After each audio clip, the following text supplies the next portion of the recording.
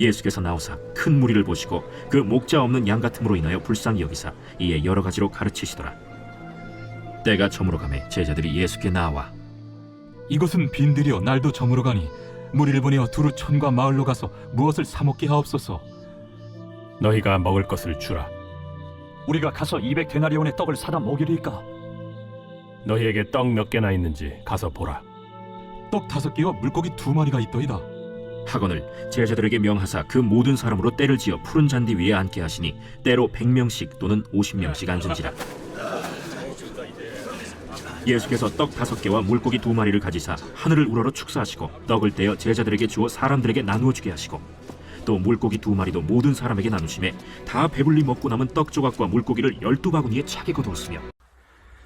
네, 이 영상을 보면서 인터넷으로 예배를 드리는 모든 하저교회 청소년부 우리 친구들에게 주님의 임마누엘의 은총이 가득하시기를 축복합니다. 오늘 우리가 함께 나눌 말씀의 제목은 삶은 기적보다 못하지 않다라는 제목으로 함께 말씀을 나누겠습니다. 여러분, 이 캐릭터가 어떤 캐릭터인지 아시나요? 네, 아시는 분도 있을 텐데요. 뽀로로에 나오는 통통이라고 하는 캐릭터입니다. 이 통통이는 마술사 캐릭터인데요.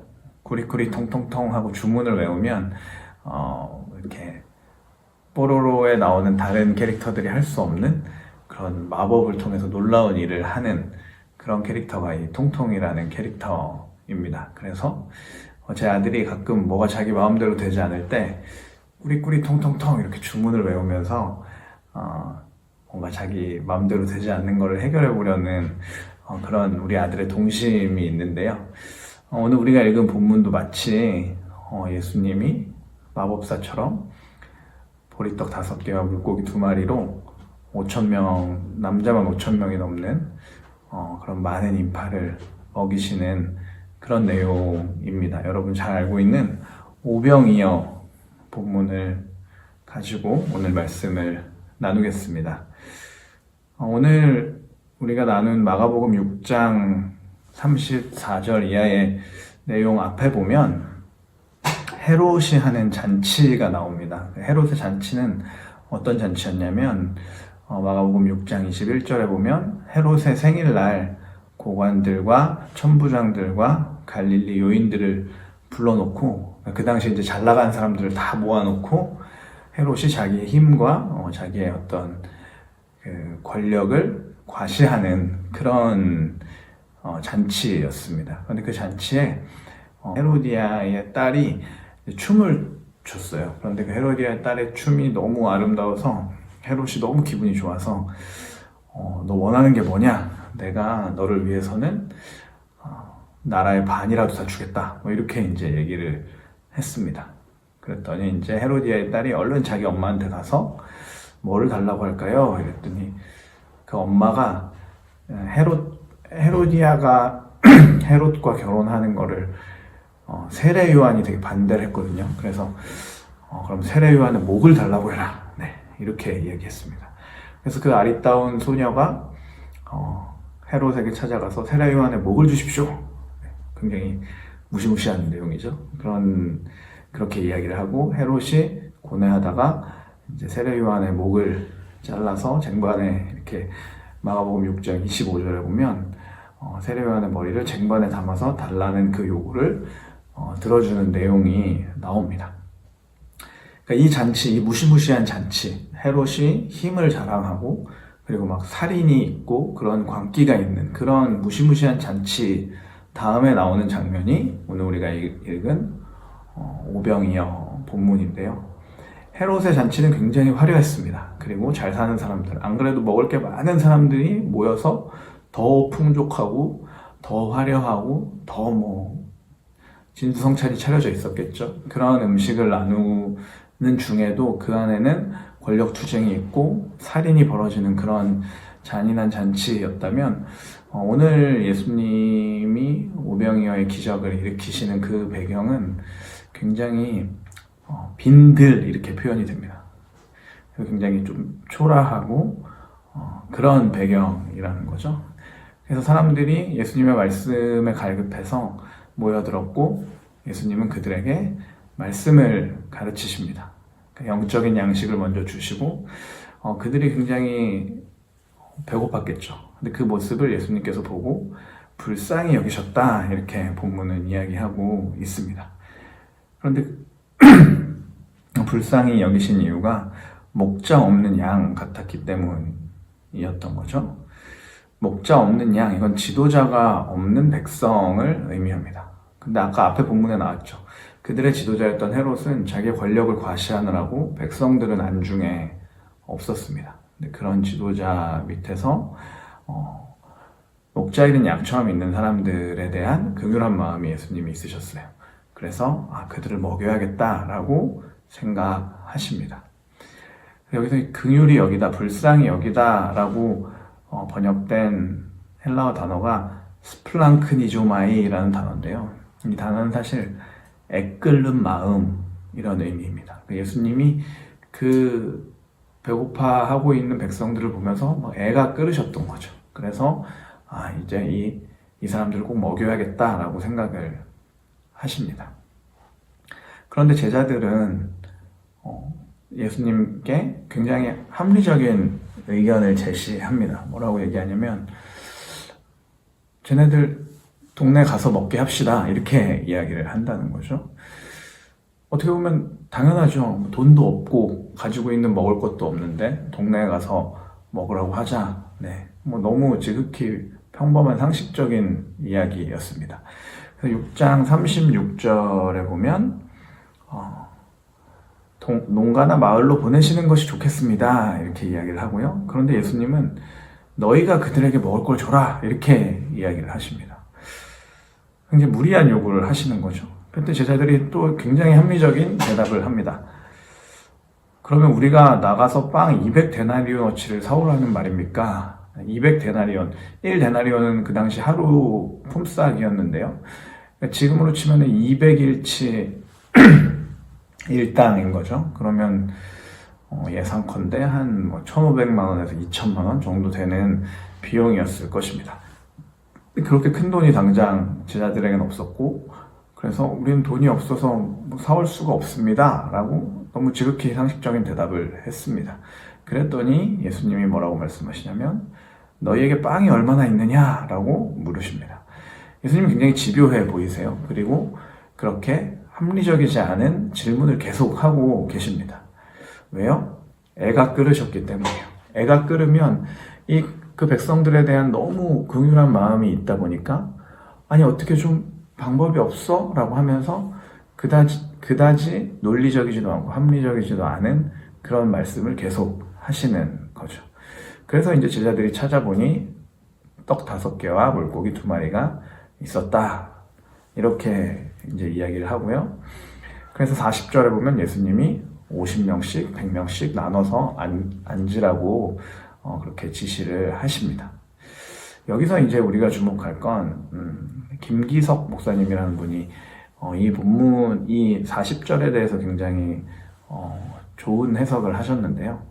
이 50명씩, 100명씩 나눠서 앉는 건 단순히 그냥 이렇게 조직을 분류하기 위한 나눔이 아니라 그냥 서로 알지 못하던 그 무리들을 예수님께서 공동체로 만드셨다는 의미다라는 해석을 하셨습니다. 참 동의가 되는 해석입니다.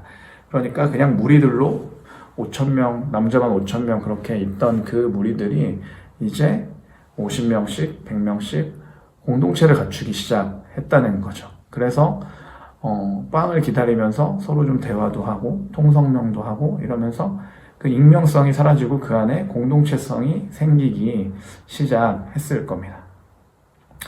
이제 그러고 있을 때 예수님께서 이제 그 떡과 물고기를 축사하시고 사람들에게 나눠주기 시작하죠. 그러면서 이제 우리가 잘 아는 것처럼 그 사람들이 충분히 먹고 또 먹고도 남을 만큼 그렇게 많은 기적이 일어나는 장면이 이어집니다.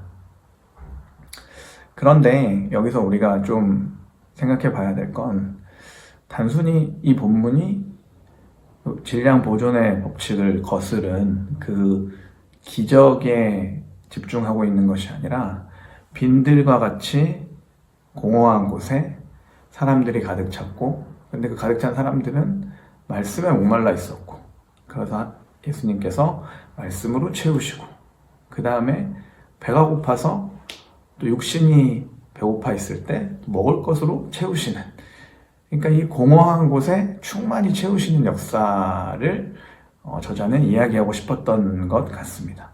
이건 마치 땅이 혼돈하고 공허했을 때 그 공허한 그 세상을 충만하게 채우시는 하나님의 창조와 같은 역사가 이 오병이어 사건에 일어난다는 거죠.